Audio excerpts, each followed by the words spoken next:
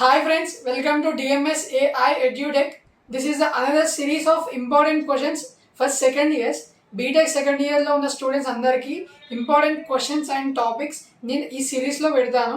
This is the first video and నేను MSF కూడా ఈ వీడియోలో నెక్స్ట్ పోస్ట్ చేస్తా. Coming to our subject MSF and COSM. These are two similar subjects which have alternative syllabus.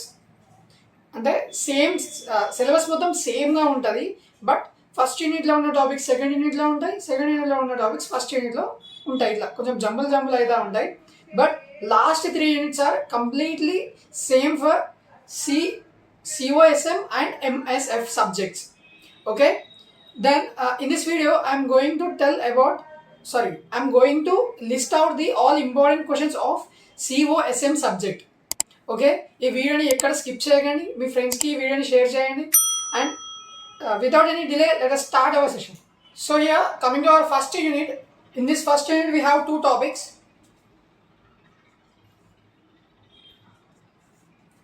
This is the first topic, this is the second topic. 2 parts ఉన్నాయి, first part, second part. From 2A and B. 2Aలో first part అంటే second బిట్లో first part వస్తుంది, third బిట్లో second part వస్తుంది. In case అటు ఇటు jumble అయినా కూడా ఏబి అనే క్వశ్చన్ మాత్రం ఒక టాపిక్ నుండి, ఇంకో ఏబి క్వశ్చన్ ఇంకో టాపిక్ నుండి అయితే వస్తాయి మనకు. So coming to our first పార్ట్లో we have addition theorem, multiplication theorem, base theorem. ఈ 3 థీరమ్స్ ఉంటాయి. These are the most important theorems.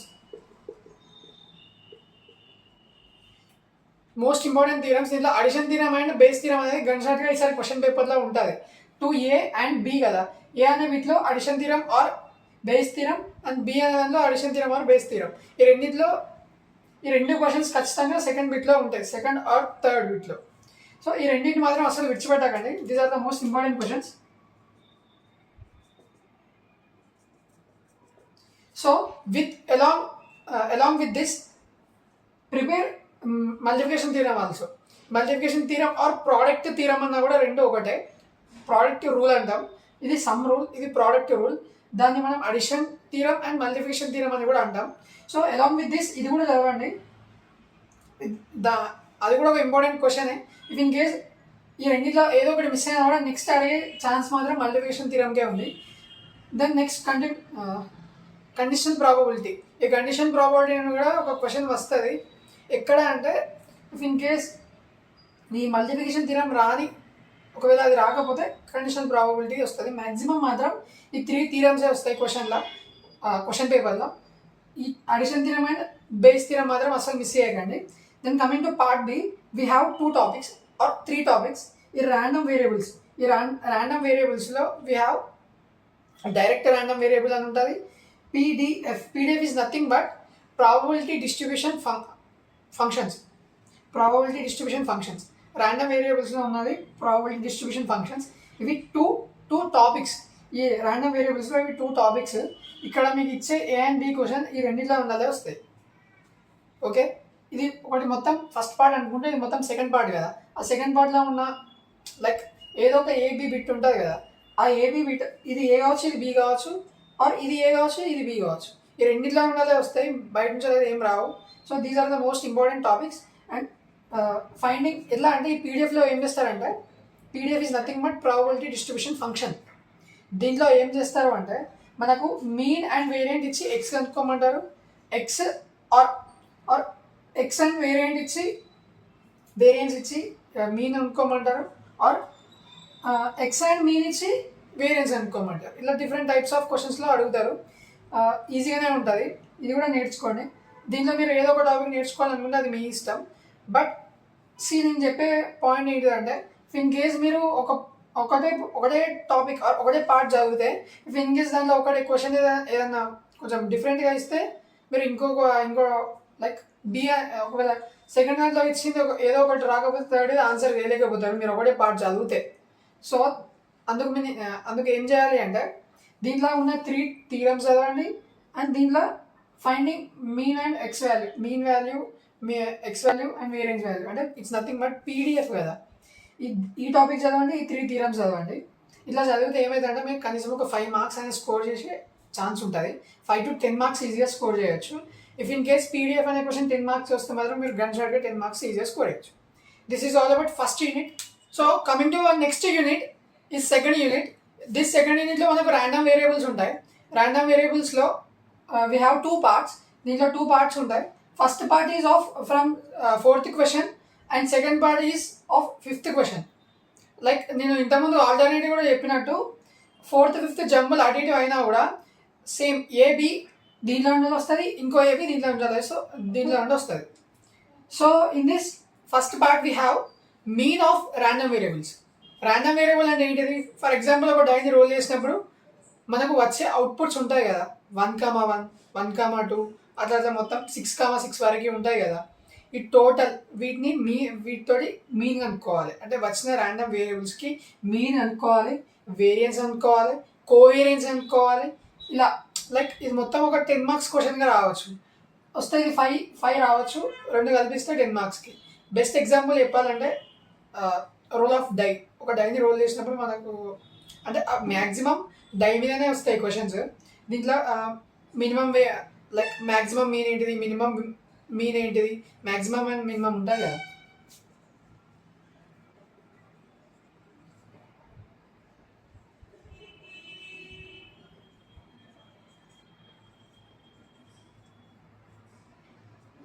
Maximum and minimum means వాటి మీద క్వశ్చన్స్ ఎక్కువగా వస్తాయి. So this is all of first unit. First యూనిట్లో we have these 3 topics are important. See this is all important topics. దీంతో పాటు ఈ question కూడా చూసుకోండి. So this is also like ఎక్కువ ఫ్రీక్వెంట్గా రిపీట్ అయిన క్వశ్చన్ కాదు, బట్ ఈ 3 మాత్రం ఎక్కువగా రిపీట్ అయిన క్వశ్చన్స్. సో ఫస్ట్ వీక్ మీద ఫోకస్ చేసిన తర్వాత ఈ క్వశ్చన్కి పోండి, కానీ ఇది కూడా విడిచిపెట్టకండి, ఇది కూడా చదవండి. Then next we have binomial distribution and Poisson's distribution. దీంట్లో ఉన్నాయి 2 parts. ఈ 2 partsలో వీ హ్యావ్ దీస్ 2 questions. ఈ 2 questions వస్తే ఇది 10 మార్క్స్ కన్నా, ఇది 10 మార్క్స్ కన్నా. ఇఫ్ ఇన్ కేస్ అలా రాకపోతే 5 మార్క్స్ ఈచ్ 5 మార్క్స్గా అడుగుతారు. So this is a simple unit in COSM. So this is all about second unit.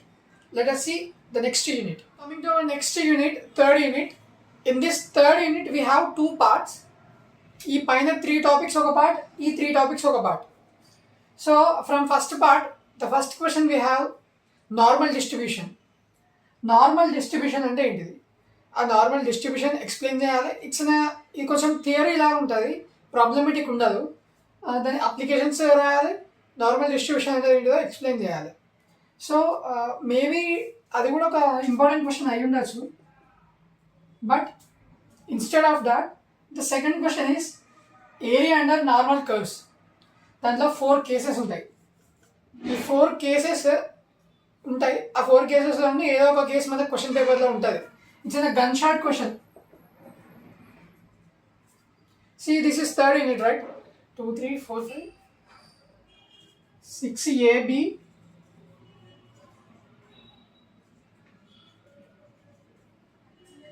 or 7 AB కదా, 6 AB or 7 AB. See coming to A and B, 6 A and B కదా. ఆ 6 A and Bలో ఇక్కడ నుండి రావచ్చు, are అదే part A నుండి రావచ్చు, B నుండి రావచ్చు. బట్ వస్తే A and B both are ఈ టాపిక్ నుంచి వస్తాయి, ఐదర్ ఈ టాపిక్ నుంచి అయినా వస్తాయి. సో కర్వ్స్ కదా మనం మాట్లాడుకునేది, ఏరియా అండర్ నార్మల్ కర్వ్స్. ఈ ఏరియా అండర్ నార్మల్ కర్వ్స్లో we have 4 cases which are most important topics in this unit. ఈ యూనిట్లో ఖచ్చితంగా ఒక క్వశ్చన్ మాత్రం 6A or B ఈ రెండింటిలో ఏదో ఒక క్వశ్చన్ ఇక్కడ నుండి ఏరియా అండర్ నార్మల్ కర్వ్స్ ఉంటుంది, గన్ షాట్గా వస్తుంది. So the next binomial distribution అని ఉంటుంది. Maybe areas and normal curves, ఇది ఏరియా అండ్ నార్మల్ కర్వ్స్ 10 మార్క్స్కి అడిగే ఛాన్సెస్ కొంచెం ఎక్కువ ఉంటుంది. సో ఇది ఒకవేళ 10 మార్క్స్కి అడిగితే బైనోమియల్ డిస్ట్రిబ్యూషన్ అడగరు. ఒకవేళ 5 మార్క్స్కి అడిగితే ఈ normal distribution or binomial distribution ఈ రెండింటిలో ఏదో ఒక question either B or A ఈ రెండింటిలో ఏదో ఒక దగ్గర వస్తుంది. బట్ ఈ కర్వ్స్ అనే క్వశ్చన్ మాత్రం ఖచ్చితంగా A or B 5 మార్క్స్ ఈజీగా స్కోర్ చేయొచ్చు. If in case me luck మంచిగా ఉంటే 10 మార్క్స్కి వస్తుంది ఆ question. This is all about first part. Then coming to second part, we have random samples.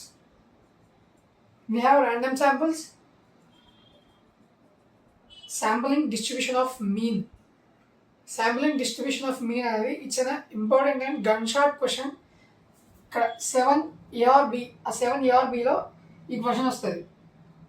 Sample distribution of mean with replacement or without replacement. 2 cases ఉంటాయి.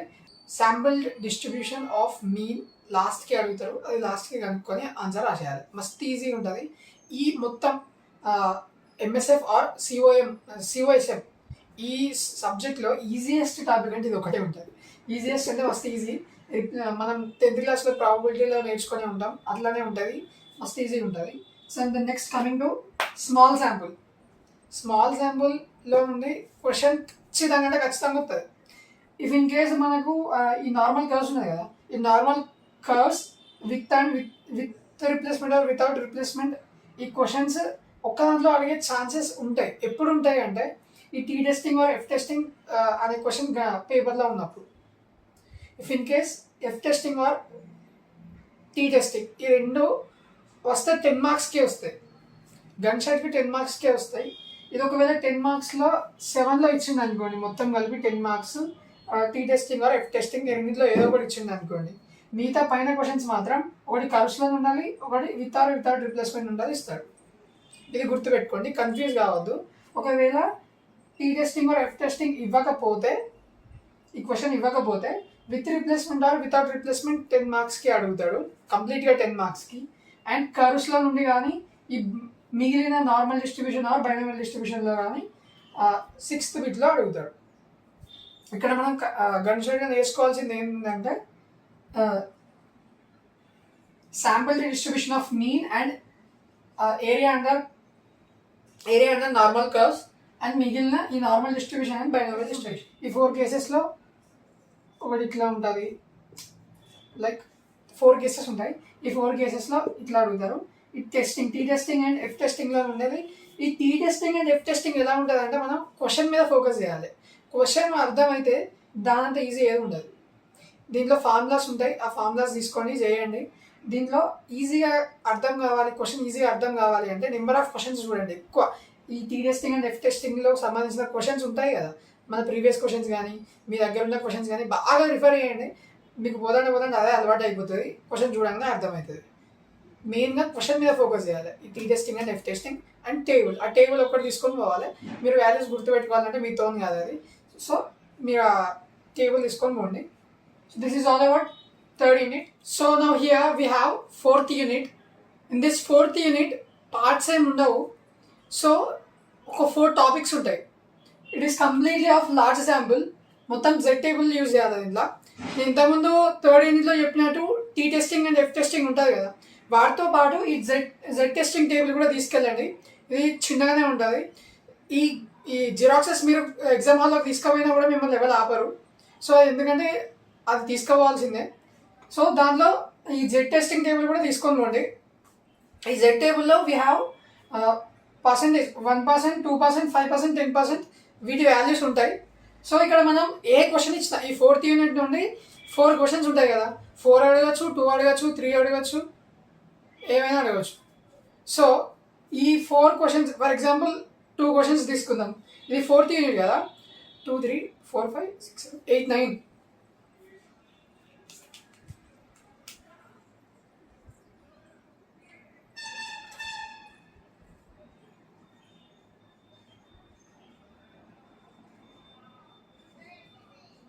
Eight AB or 9 AB, 8 AB or 9 AB కదా. దీంట్లో నుండి 4 questions ఉన్నాయి. If in case 8th బిట్లో ఒక question, 9th బిట్లో ఒక question ఇచ్చింది అనుకోండి, for example అనుకుంటే దాంట్లో ఈ 4 టాపిక్స్ అని ఉంటాయి. ఇవి టాపిక్స్ కాదు, ఈ 4 లాజిక్స్ ఉంటాయి. ఎట్లా అంటే మీరు ఫస్ట్ 4th యూనిట్ నుండి ఏ క్వశ్చన్ వచ్చినా కూడా క్వశ్చన్ అనలైజ్ చేయాలి. ఫర్ ఎగ్జాంపుల్ క్వశ్చన్లో ఎలా ఇస్తాడంటే ఎట్లా ఒక 160 మెంబర్స్ ఒక క్లాస్లో ఉన్నారు. ఆ 160 మెంబర్స్లో 100 బాయ్స్ అని మెన్షన్ చేస్తారు ఆ క్వశ్చన్లో. అట్లా ఇచ్చినప్పుడు ఎక్స్ వాల్యూ ఏమైంది అంటే 100 అయిపోతుంది, ఎందుకంటే ఇట్స్ మీన్ కాబట్టి. అట్లా మీ ఎక్స్ వస్తుంది, మనకు ఎన్ వాల్యూ వస్తుంది. ఆ ఫార్ములాస్ యూజ్ చేసుకొని మనం సిగ్మా అనుకోవాలి, మ్యూ అనుకోవాలి, అన్నీ అనుకోవాలి. ఇట్లా అన్నీ అనుకున్న తర్వాత దాన్ని తీసుకుపోయి ఫార్ములాలో పెట్టాలి. ఇప్పుడు ఈ ప్రాసెస్, ఈ ఫార్ములాస్ మనకి ఏవైనా ఎట్లా వస్తాయంటే క్వశ్చన్ని బట్టి మనం అనలైజ్ చేయాలి.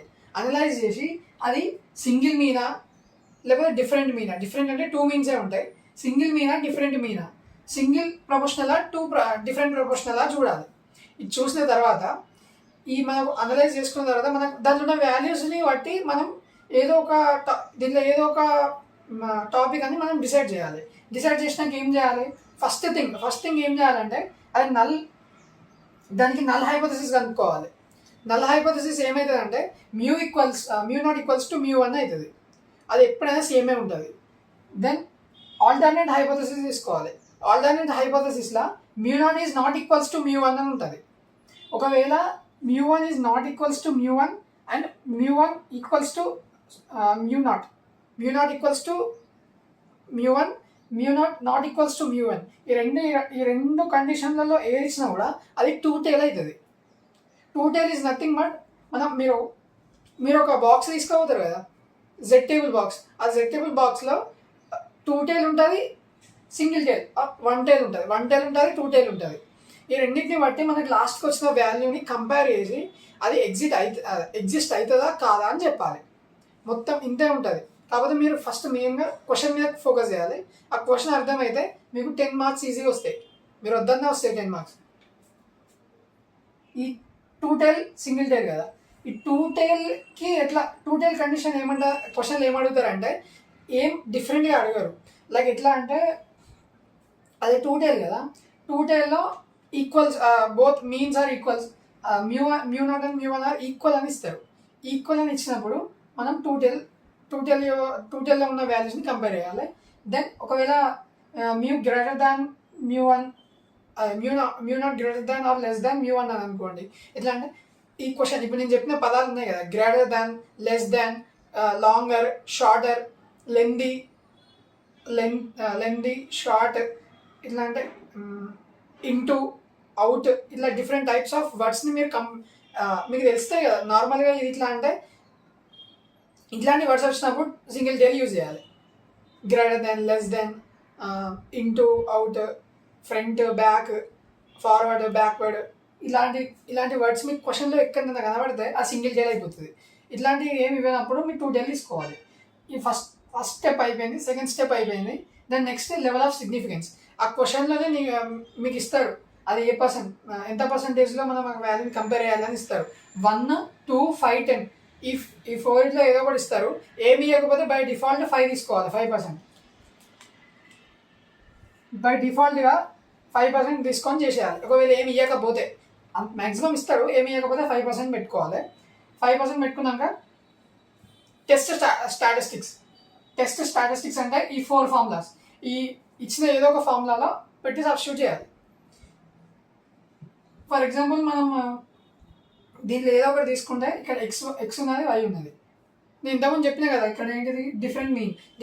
ఇంతకుముందు మీకు ఎగ్జాంపుల్ ఏం చెప్పినా, ఒక క్లాస్ రూమ్లో 160 members ఉన్నారు. ఆ 160 membersలో 100 boys ఉన్నారు, 60 girls ఉన్నారు. సో అని క్వశ్చన్లో మెన్షన్ చేసిండు. అప్పుడు ఏమవుతుంది, 100 members, 100 అనేది మీన్ ఆఫ్ బాయ్స్, 60 అనేది mean of girls. X bar అనేది 100 తీసుకో, వై బార్ అనేది 60 తీసుకో. తీసుకున్న తర్వాత దానికి ఆ ఫార్ములాని బట్టి సిగ్మా వస్తుంది. సిగ్మా స్క్వేర్ అడుగుతాడు. Sigma square here sigma 1, sigma 2, sigma 1 square, sigma 2 square, sigma 1, sigma 2. ఎన్ తెలుసు, N2 తెలుసు. ఇఫ్ ఇన్ కేస్ ఎన్ అనే వాల్యూ రెండింటికి సేమ్ ఇవ్వచ్చు, డిఫరెంట్ కూడా ఇవ్వచ్చు. అర్థమైందా? ఇప్పుడు 2 classes ఉన్నాయి. ఈ క్లాస్లో గర్ల్స్ ఇంతమంది ఉన్నారు, ఈ క్లాస్లో గర్ల్స్ ఇంతమంది ఉన్నారు అని ఇచ్చింది అనుకోండి. ఈ టోటల్ నెంబర్ ఆఫ్ ఒక క్లాస్లో 60 గర్ల్స్ ఉన్నారు, మొత్తం 100 members 60 గర్ల్స్ ఉన్నారు. ఇంకో క్లాస్లో 30 members గర్ల్సే ఉన్నారు. ఇలా ఇచ్చినప్పుడు సెకండ్ కేసు తీసుకోవాలి. నేను ఫస్ట్ కేసు చెప్పినా కదా, కన్ఫ్యూజ్ కాకండి, అటు మొత్తం కన్ఫ్యూజ్ కాకండి. మీరు క్వశ్చన్ని కరెక్ట్ అనలైజ్ చేస్తే ఈజీగా అర్థమవుతుంది. దాంట్లో మీకు ఓన్లీ సింగిల్ వాల్యూస్ ఇచ్చినప్పుడు సింగిల్ మీన్ తీసుకోవాలి. డబల్ వాల్యూస్ ఇచ్చినప్పుడు డబల్ మీన్ తీసుకోవాలి. సింగిల్ ప్రపోర్షన్స్ ఇస్తారు. అది అంటే ఫస్ట్ది సెకండ్ దానికి ప్రపోర్షనల్గా ఉంటుంది అని ఇస్తారు. సింగిల్ ప్రపోర్షన్ ఇచ్చినప్పుడు సింగిల్ ప్రపోర్షన్ తీసుకోవాలి. డబుల్ ప్రపోర్షన్ ఇచ్చినప్పుడు డిఫరెంట్ డబుల్ ప్రపోర్షన్ తీసుకోవాలి. మీరు కన్ఫ్యూజ్ కావద్దు. రెండు వాల్యూస్ ఇచ్చినప్పుడు ఇవి తీసుకోవాలి, సింగిల్ వాల్యూస్ ఇచ్చినప్పుడు ఇవి తీసుకోవాలి. ఇవన్నీ తీసుకున్న తర్వాత ఈ ఫార్ములా తీసుకుపోయి అక్కడ పెట్టాలి. అక్కడ పెట్టిన తర్వాత క్యాల్సిలా సేమ్ వాల్యూస్ ఎంటర్ చేసుకోవాలి. ఎంటర్ చేసుకున్నాక మనకు ఆన్సర్ వస్తుంది. అంటే ఒక పర్సెంట్, ఒక ఫర్ ఎగ్జాంపుల్ 159 సంథింగ్ ఏదో వచ్చింది, లైక్ 1.159 ఏదో వచ్చింది అనుకోండి. దీన్ని ఏం చేయాలంటే ఈ వాల్యూ వచ్చింది, ఈ వాల్యూని మనకు టేబుల్ ఉంటుంది 1.59% అని పెట్టాలి. అని పెట్టి మనకు టేబుల్ ఉంటుంది, జెడ్ టేబుల్ తీసుకుపోతాం కదా, మనం జెడ్ టేబుల్ తీసుకుపోతాం. ఆ జెడ్ టేబుల్లో మనకు పర్సంటేజ్, ఇక్కడ ఎంత పర్సంటేజ్ తోటి అంటే సిగ్నిఫికెన్స్ వాల్యూ ఉంటుంది. ఆ సిగ్నిఫికెన్స్ వాల్యూ తోటి ఆ టేబుల్ని కంపేర్ చేసుకుంటా ఆ టేబుల్లో ఉన్నదానికన్నా ఎక్కువ ఉందా తక్కువ ఉందా చూడాలి. ఒకవేళ ఎక్కువ ఉంది అనుకోండి, ఇట్స్ నాట్ పాసిబుల్, అంటే అది ఎగ్జిస్ట్ కాదు. ఒకవేళ తక్కువ ఉంటే ఎగ్జిస్ట్ అవుతుంది. సి లెస్ దెన్, ఇదేంటిది లెస్ దెన్ సింబల్, దగ్గర ఇది greater than symbol. Greater than సింబల్లో ఉన్నప్పుడు అది ఎగ్జిస్ట్ కాదు, లెస్ దెన్ ఉన్నప్పుడు అది ఎగ్జిస్ట్ అవుతుంది. అంటే ఈ వాల్యూ ఇచ్చిన దానికన్నా తక్కువ ఉండాలి, అంటే మనం తీసుకుపోయిన టేబుల్ వాల్యూ కదా తక్కువ ఉండాలి. తక్కువ ఉంటే ఎగ్జిస్ట్ అవుతుంది. ఒకవేళ ఎక్కువ ఉన్నది అనుకో ఎగ్జిస్ట్ కాదు. So this is all about fourth unit. Fourth యూనిట్లో ఉన్నది ఒకటే టాపిక్, లాట్ శాంపుల్. ఆ లాట్ శాంపుల్లో జెడ్ టెస్టింగ్, ఆ టేబుల్ ఒకటి పట్టుకోమండి. క్వశ్చన్ని మంచిగా అనలైజ్ చేయండి. అనలైజ్ చేసిన తర్వాత ఈ ఫార్ములా తీసుకుపోయి ఆ ఫార్ములాలో అంటే టెస్ట్ స్టాటిస్టిక్స్లో పెట్టండి, పెట్టి ఆన్సర్ రాయండి. This is all about fourth unit. So this is our last unit. In this unit we have 3 topics. 3 ఉన్నాయి. ఇది మనకు 10 AB or 11 ABలో వస్తాయి questions. So in the first అంటే ఈ 10th క్వశ్చన్ 11th క్వశ్చన్ ఉంది కదా, ఇది 3 టాపిక్స్ నుండి ఎక్కడైనా రావచ్చు. దీనికి పార్ట్ ఏ పార్ట్ బి అంటూ ఏముండదు. ఈ 3 క్వశ్చన్స్ ర్యాండమ్గా ఎక్కడైనా ABCDలో ఏదైనా అడగచ్చు. ABలో దీనిలో గన్ షాట్గా వచ్చే క్వశ్చన్ ఏంటి అంటే ఈ మార్కోస్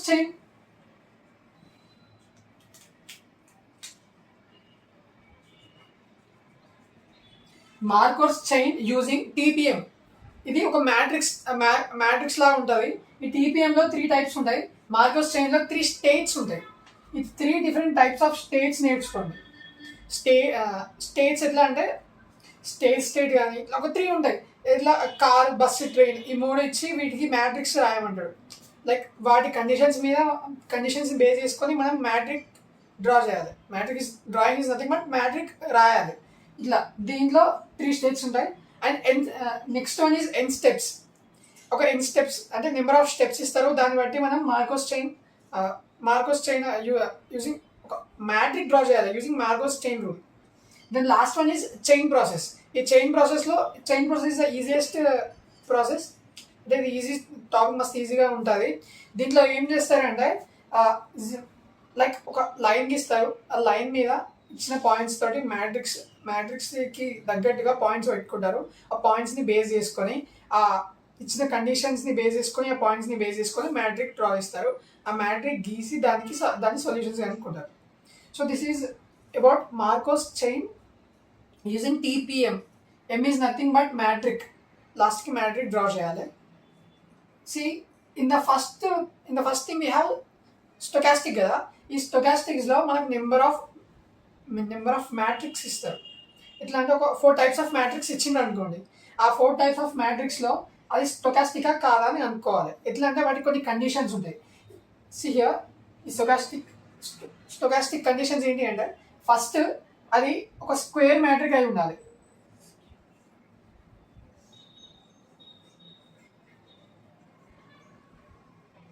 అది ఒక స్క్వేర్ మ్యాట్రిక్స్ అయి ఉండాలి.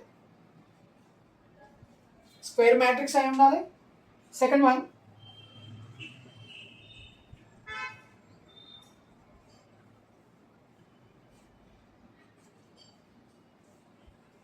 Middle element is not equals to 1 అయి ఉండాలి.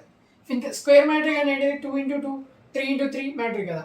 If in case 3x3 matric తీసుకుంటే ఈ మిడిల్ ఎలిమెంట్ ఉంటుంది కదా, ఇది 1 0 0 0 0 0 కదా. ఈ మిడిల్ ఎలిమెంట్ ఉంటుంది కదా, ఈ middle element should not equals to 1 అయి ఉండాలి. The next one is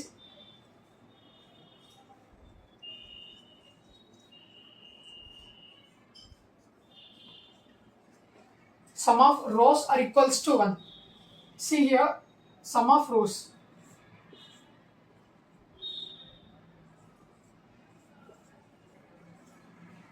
See, ఈ రోస్ యొక్క సమ్ 1, ఈ రోస్ 1, ఈ రోస్ సమ్ 1. ఇలా ఉన్నప్పుడు స్టొకాస్టిక్ అవుతుంది. సో ఈ త్రీ కండిషన్స్ని బేస్ చేసుకొని ఆ కండిషన్స్ దాంట్లో ఉన్నాయా లేవా అని ఇంప్లిమెంట్ చేసిన తర్వాత అది స్టొకాస్టికా కాదా అని చూడాలి. Then next one regular. అది రెగ్యులరా కాదని చూడాలి. రెగ్యులరా కాదని ఎలా చూస్తామంటే మనం ఇచ్చిన మ్యాట్రిక్ని నెంబర్ ఆఫ్ టైమ్స్ మల్టిప్లై చేస్తే, ఇఫ్ ఇన్ కేస్ ఇది మ్యాట్రిక్ ఏ అనుకోండి, దీన్ని A square, A cube, A to the power of 4 ఇలా చేసినప్పుడు అన్ని ఎలిమెంట్స్ అంటే ఇలా చేసుకుంటూ వెళ్తూ ఉంటే ఎలిమెంట్స్ వాల్యూస్ అనేది చేంజ్ అవుతూ ఉండాలి. ఇఫ్ ఇన్ కేస్ ఇక్కడ 0 ఉంటే అక్కడ 0 పోయి వేరే వాల్యూ రావాలి. లాస్ట్కి ఎక్కడన్నా ఒక దగ్గర మనకు అన్ని elements are not equals to 0 వస్తాయి. దీంట్లో రెగ్యులర్ కాదా ఎలా చూస్తారంటే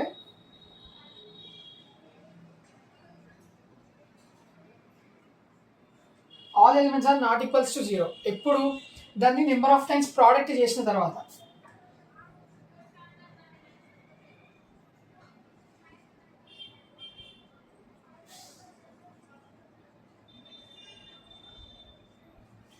నెంబర్ ఆఫ్ టైమ్స్ ఇచ్చిన మ్యాట్రిక్ని ప్రోడక్ట్ చేసిన తర్వాత ఎక్కడో ఒక దగ్గర మనకు all elements are not equals to 0 వస్తుంది. అలా వచ్చినప్పుడు అది రెగ్యులర్ మ్యాట్రిక్ అవుతుంది. ఇఫ్ ఇన్ కేస్ రాకపోతే అది నాన్ రెగ్యులర్ అవుతుంది. Regular matrix, non regular matrix. ఈ రెగ్యులర్ మ్యాట్రిక్ ఇక్కడ కూడా అడగచ్చు. ఇర్రెడ్యూసిబుల్ మ్యాట్రిక్తో పాటు ఇర్రెగ్యులర్ మ్యాట్రిక్ కూడా అడగచ్చు. These are the important questions. దీంట్లో ఉన్నాయి 3 టాపిక్స్. ఈ 3 టాపిక్స్ నేర్చుకోండి. 3 టాపిక్స్ నేర్చుకుంటే గన్ షాట్గా మీరు 10 మార్క్స్ ఈజీగా స్కోర్ ఇస్తారు. అసలు సీరియస్గా చెప్పాలంటే 15 ఈజ్ ఏ సింపుల్ యూనిట్. మస్తు ఈజీగా 10 మార్క్స్ స్కోర్ చేయొచ్చు. So this is all about 50 unit. So this is all about all important questions in MSF and COSM. COSM అనే సబ్జెక్ట్లో ఉన్నాయి, MSFలో సబ్జెక్ట్లో ఉన్నాయి. అన్ని ఇంపార్టెంట్ క్వశ్చన్స్ అండ్ యూనిట్స్ నేను ఈ వీడియోలో కవర్ చేసిన. ఫస్ట్ 2 యూనిట్స్ మాత్రం ఈ 2 సబ్జెక్ట్లో డిఫరెంట్ ఉంటాయి. ఈ లాస్ట్ 3 ఉన్నాయి కదా, యూనిట్ 3, 4, 5, ఈ 3 యూనిట్స్ బోత్ బ్రాంచెస్లో CSM అండ్ CSE, CSD ఇలా ఈ అన్ని బ్రాంచెస్లో సేమ్ ఉంటాయి. Last 3 topics. ఓన్లీ ఫస్ట్ 2 యూనిట్సే కొంచెం డిఫరెంట్ ఉంటాయి. లైక్ సిమిలర్గానే ఉంటాయి, బట్ టాపిక్స్ అనే సిలబస్లో డిఫరెంట్ పొజిషన్లో ఉంటాయి. So third, fourth, fifth unit మొత్తం కంప్లీట్ సేమ్ ఉంటాయి. సో మీరు ఏ వీడియో చూసినా కూడా ఈ థర్డ్, ఫోర్త్, ఫిఫ్త్ యూనిట్ మాత్రం అన్నింటిలో సేమ్ ఉంటాయి.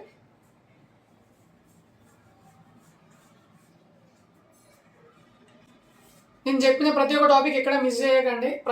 నేను చెప్పిన ప్రతి ఒక్క టాపిక్ చదవండి. చదివితేనే మీరు అన్ని క్వశ్చన్స్కి అన్ని క్వశ్చన్స్ అటెంప్ట్ చేయగలుగుతారు. So this is all about MSF and COSM subject. Don't forget to subscribe to our channel and thank you for watching.